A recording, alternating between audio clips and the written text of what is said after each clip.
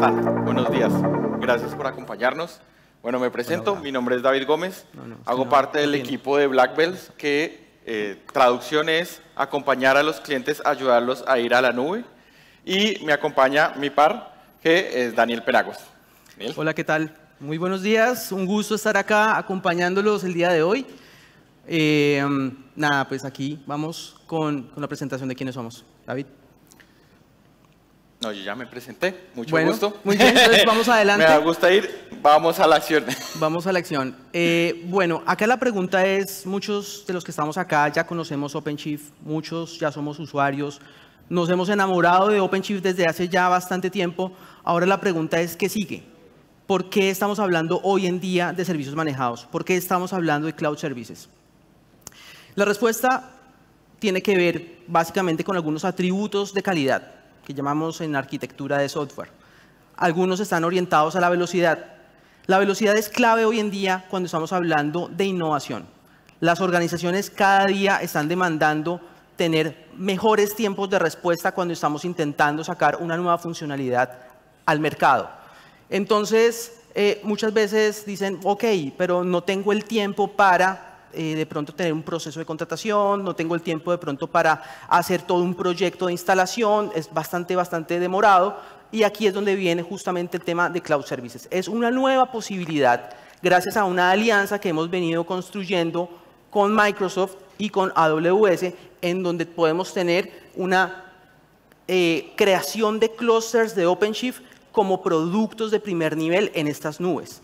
Entonces eso es súper importante porque solamente con que el usuario obtenga acceso a un portal de Azure o a la consola de AWS, a través de esos mecanismos puede automáticamente crear un clúster allá.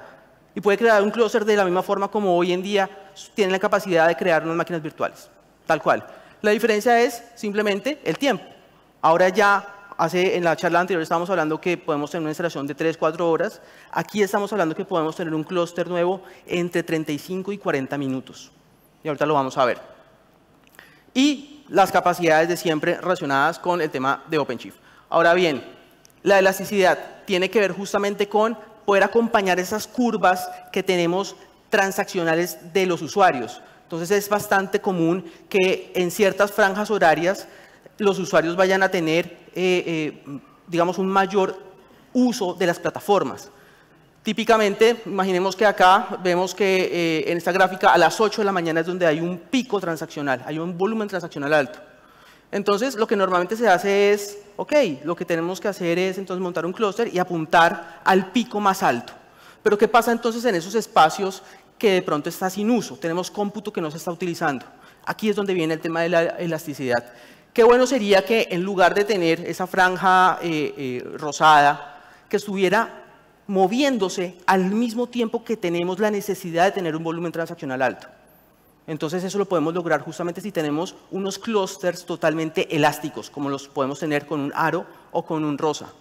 Entonces ahora muchos dirán, ok, pero entonces ¿cómo lo vamos a hacer? ¿Cómo vamos a poder crecer elásticamente? ¿Va a ser costo eficiente? Claro, hay dos tipos de modalidades cuando ustedes tienen máquinas virtuales en la nube, tienen instancias reservadas. En este caso uno podría hacer un dimensionamiento de instancias reservadas, la franja que está en verde, y podríamos tener un pay as you go justamente para poder manejar esos picos transaccionales altos. Y por último, el tema de la estabilidad. Entonces la estabilidad también es clave. Cuando estamos hablando de un aro, de un rosa, estamos hablando que eso es una plataforma como servicio.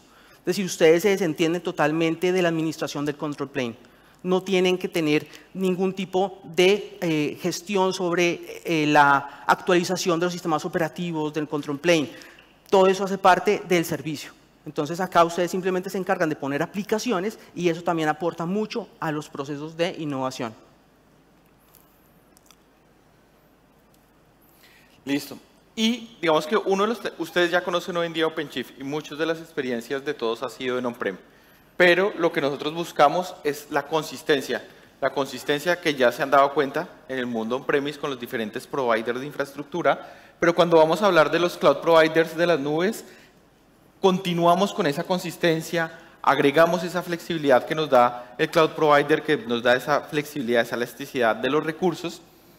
Adicionalmente, el tema de eficiencia, como nos lo mostraba Daniel. Es decir, yo crezco pago por ese crecimiento, después decrezco, entonces tengo esa flexibilidad de ser muy dinámico con el tema de costos. Pero sin olvidar que transversalmente siempre vamos a contar con los componentes de seguridad, donde vamos a seguir ganando velocidad en el desarrollo, escalabilidad en la operación y finalmente pues digamos que también estabilidad en la arquitectura.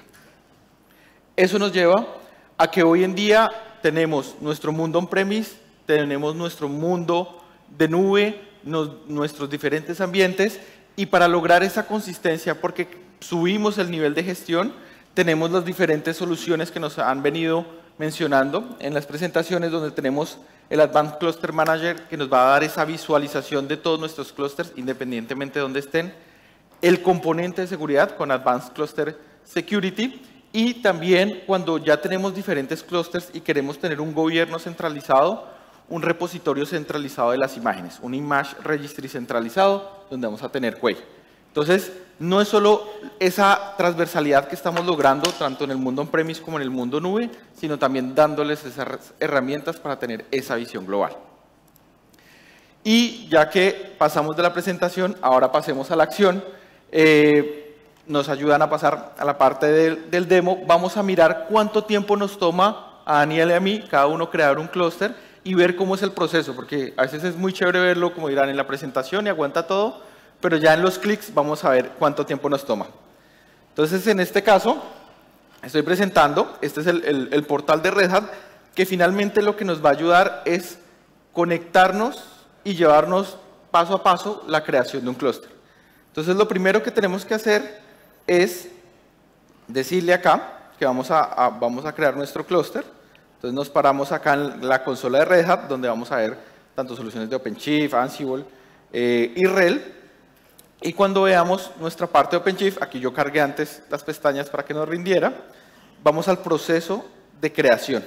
Entonces aquí yo me voy estoy en la parte de OpenShift, le voy a decir, muéstrame los clusters, quiero crear el clúster, me dice, mira, a nivel de nube, pues esta es nuestra oferta de las diferentes opciones, y una vez vamos a seleccionar, por ejemplo, en este turno voy a hacerlo en AWS, vamos a crearlo, lo puedo crear vía terminal, vía interfaz web, y cuando le doy acá en interfaz web, nos va a llevar a este wizard, donde nos va a preguntar paso a paso qué necesitamos crear.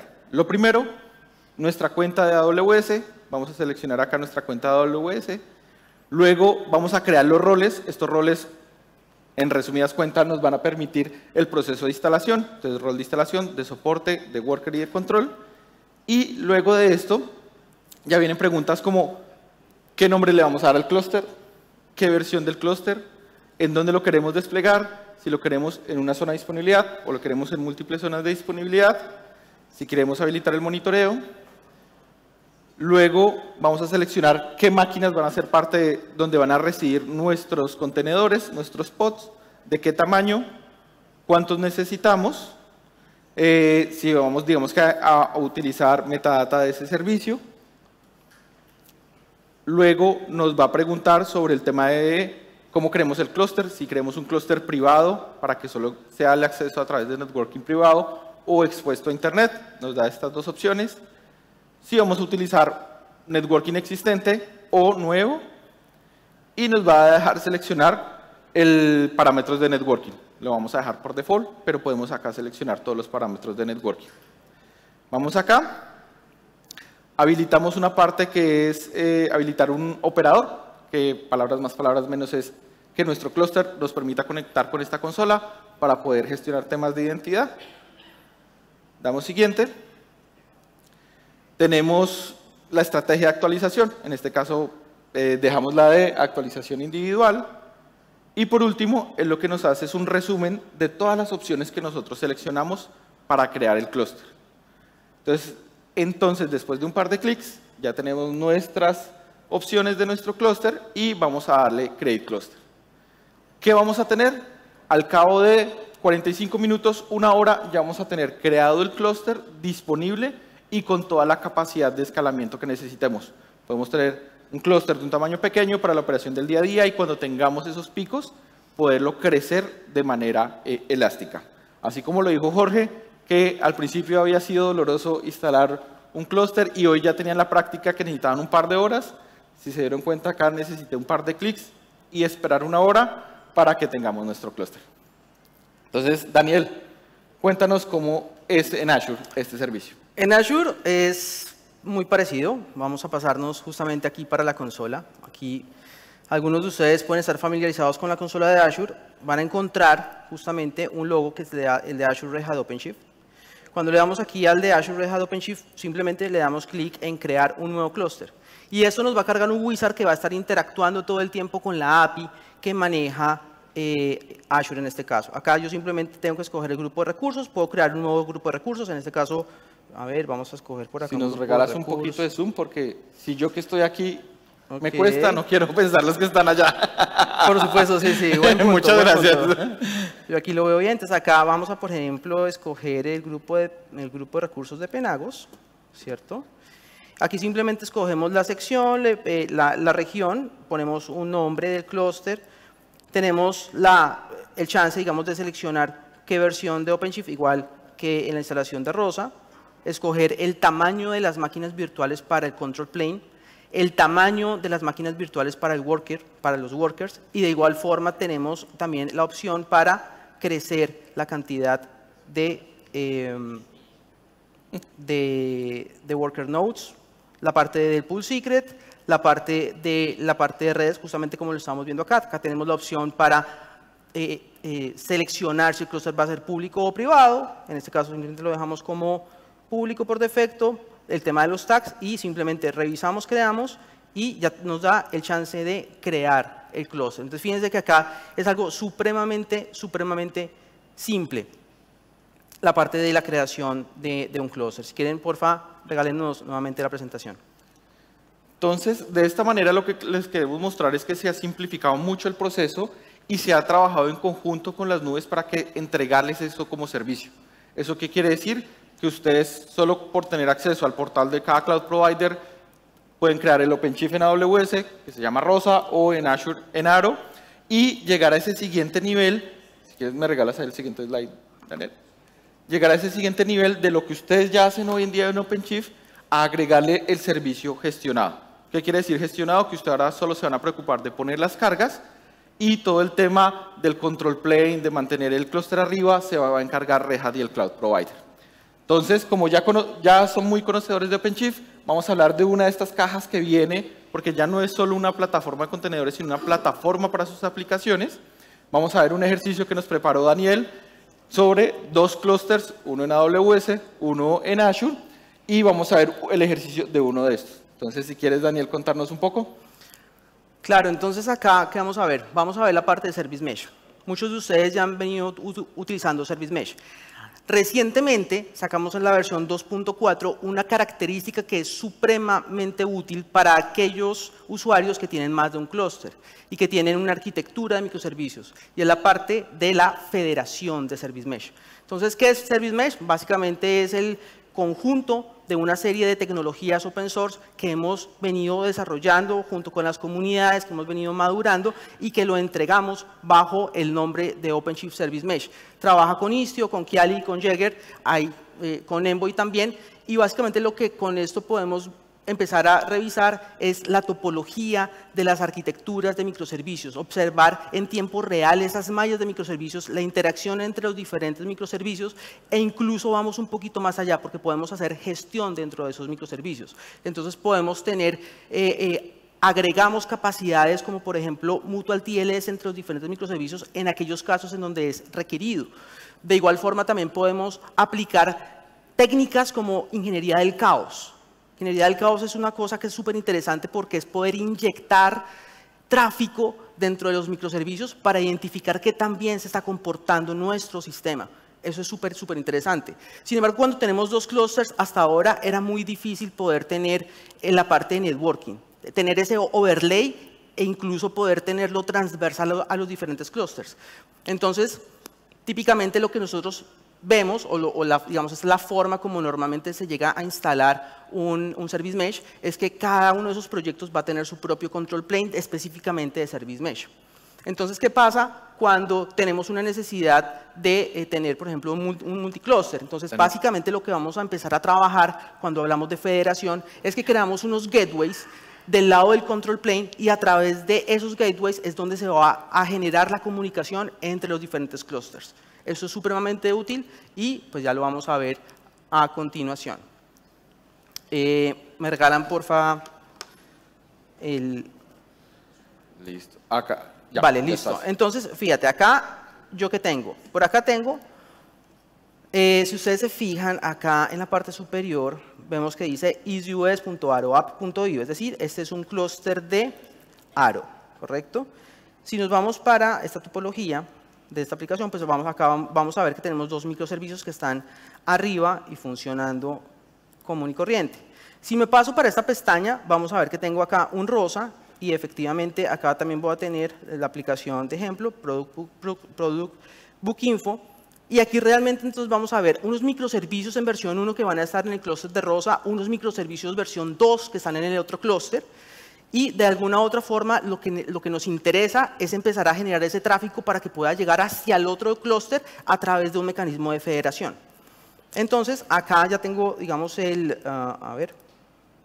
Mientras entra Daniel, digamos que la importancia de acá es que estamos pasando a ese siguiente nivel, ¿no? Es decir, nos lo decía Jorge que uno de sus siguientes pasos era la parte de observabilidad. Acá estamos viendo esa parte de observabilidad y lo estamos viendo a través de dos clusters en dos cloud providers diferentes.